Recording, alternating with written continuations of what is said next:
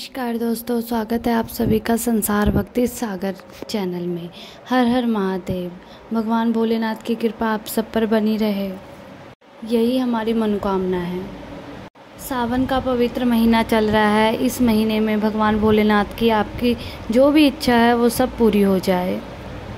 अगर आपके मन में कोई इच्छा है और वो पूरी नहीं हो रही है, आपने पूरे सावन के महीने में पूरे व्रत रखे हैं और कोई भी आपकी इच्छा जो है आपने हर एक उपाय करके देख लिया है, अगर आपकी जो इच्छा है वो पूरी नहीं हो रही है, तो सावन के आखिरी दिनों में अगर आप ये उपाय कर लेते हैं तो आपकी जो भी इच्छा है वो पूरी हो जाएगी। अब हम आपको बताएंगे कि 3 ऐसे उपाय जिससे जो आपके मन में इच्छाएं हैं, जो कामनाएं हैं वो पूरी हो जाएगी। और ये उपाय करने से आपके 7 दिनों में आपकी जो भी मनोकामना है वो पूरी हो जाएगी। और इसके साथ ही आपके घर में अगर कोई कष्ट या कोई क्लेश है या कोई नेगेटिव एनर्जी आपके घर में आ गई है तो उसका भी खात्मा करेगा। तो अब हम आपको बताएंगे पहला उपाय। आपने क्या करना है कि ये जो पहला उपाय है आपकी मनोकामना पूर्ति के लिए है। आपके मन में कोई भी इच्छा होगी वो पूरी हो जाएगी, उसके लिए ये पहला उपाय है। तो सबसे पहला उपाय ये है कि आपको सबसे पहले लेना है 2 लौंग, और लौंग में ऊपर का फूल भी होना चाहिए। और उसके बाद आपको एक लेना है गाय माता की घी का आपको एक दीपक लेना है। ध्यान रखिएगा कि गोल बाती वाला होना चाहिए। और इन दोनों चीज़ों को लेकर के आपको शिव मंदिर में जाना है। और उसके साथ साथ आप 1 लोटा जल भी ले जाना। और जब आप मंदिर में पहुंच जाएंगे तो जो मंदिर का जो चौखट होता है, आपने चौखट पे क्या करना है, जो आप घी का दीपक लेके आए हैं वो आपने चौखट पे जलाना है। और ध्यान रखिएगा कि आपको दीपक सीधा नीचे नहीं रखना है। आप कुछ चावल या गेहूं के दाने ले आए और दीपक का आसन लगा करके फिर उसको जलाएं। आपको चौखट पे जला करके फिर उसके बाद आपको शिव मंदिर के अंदर जाना है। और उसके बाद आपको शिवलिंग पर 1 लोटा जल समर्पित करके जो भी आपके मन में कामनाएं हैं वो आपको बोल देनी है। और जब उसके बाद अपनी कामना आप बोल दो, फिर आप जब बाहर की तरफ आओगे तो जो 2 लौंग लेके आए हो उसमें क्या करना है, वो 2 लौंग को आपको दीपक में रख देना है अपनी कामना बोलते हुए। और जो भी आपके मन में कामनाएं हैं आप वो उस टाइम बोल दें और उसके बाद वो जो दीपक जलाया है उसके अंदर आप 2 लौंग रख दें। ध्यान रखिएगा ये वाला जो उपाय है आपको ये 7 दिन तक लगातार करना है। ये उपाय आप ज़रूर करिएगा, ये 7 दिन तक लगातार करना है। और आप देखेंगे कि 7वें दिन आपका जो भी इच्छा है मन में वो ज़रूर पूरी हो जाएगी। अब हम आपको बताएंगे दूसरा उपाय। दूसरा उपाय इस तरीके से है कि अगर आपके घर में क्लेश रहता है, आपके घर में लड़ाई झगड़ा रहता है, किसी से बनती नहीं है, तो इसीलिए ये उपाय आप कर सकते हैं।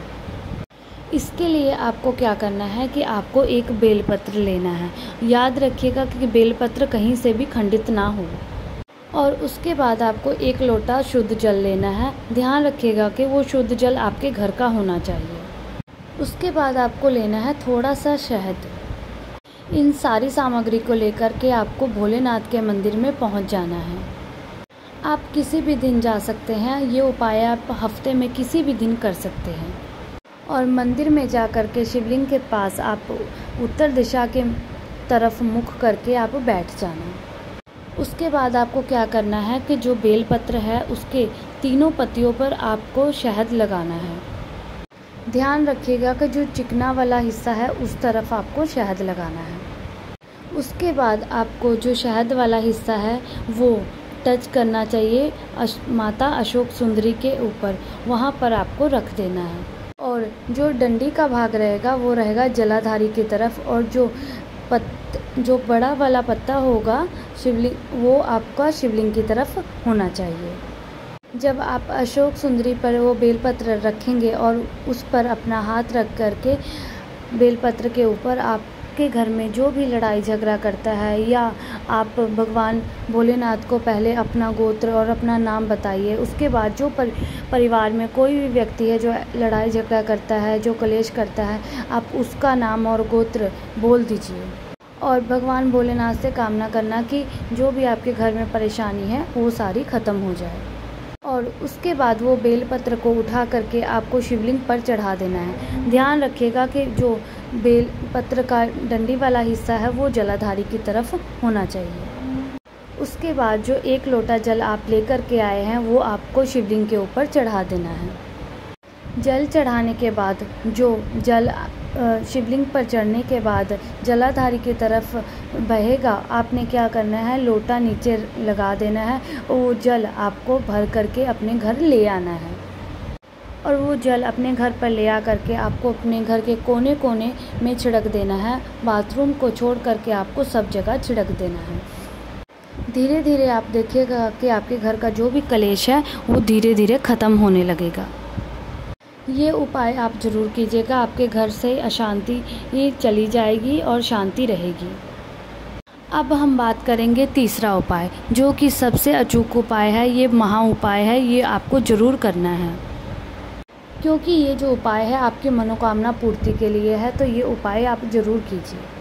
तो सबसे पहले आपको क्या करना है कि आपको 1 लोटा जल लेना है शुद्ध अपने घर का, और उसके साथ ही आपको 1 बेलपत्र ले लेना है जो कि कहीं से भी खंडित ना हो, और उसके बाद आपको लाल चंदन ले लेना है। अगर लाल चंदन ना भी मिले तो आप पीला चंदन ले सकते हैं।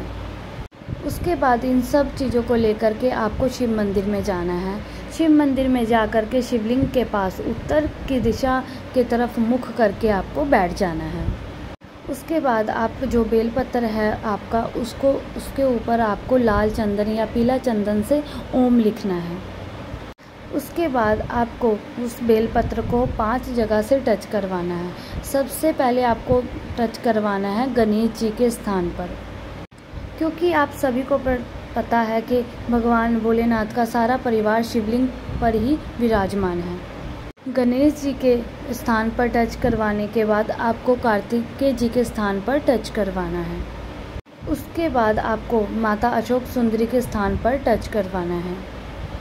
उसके बाद चौथे स्थान माता रानी के हस्त कमल पर आपको टच करवाना है। उसके बाद आपको भोलेनाथ के शिवलिंग पर आप चढ़ाना है। ध्यान रखिएगा कि जो बेलपत्र का जो मुख है, जो पत्ता है वो आपकी तरफ होना चाहिए और जो डंडी है वो आपसे दूसरी साइड होना चाहिए। यहाँ पर आपने अपनी कामना बोलनी है और वहाँ पर समर्पित कर देना है। उसके बाद जो आपके पास 1 लोटा जल है वो आपने भोलेनाथ पर समर्पित कर देना है। ओम नमः शिवाय का जाप करते हुए आपको शिवलिंग पर चढ़ा देना है। उसके बाद जल चढ़ा करके आपको वहाँ पर बैठ जाना है और अपना नाम और अपना गोत्र बोलने के बाद आपके मन में जो भी कामनाएं हैं वो आपने 3 बार बोल देनी है। भगवान भोलेनाथ आपकी जो भी मन में इच्छा है, जो कामना है वो पूरी करेंगे। आप पर सदा वो अपनी कृपा बनाए रखेंगे। ये उपाय आप ज़रूर कीजिएगा। हर हर महादेव, हर महादेव, हर महादेव, हर महादेव।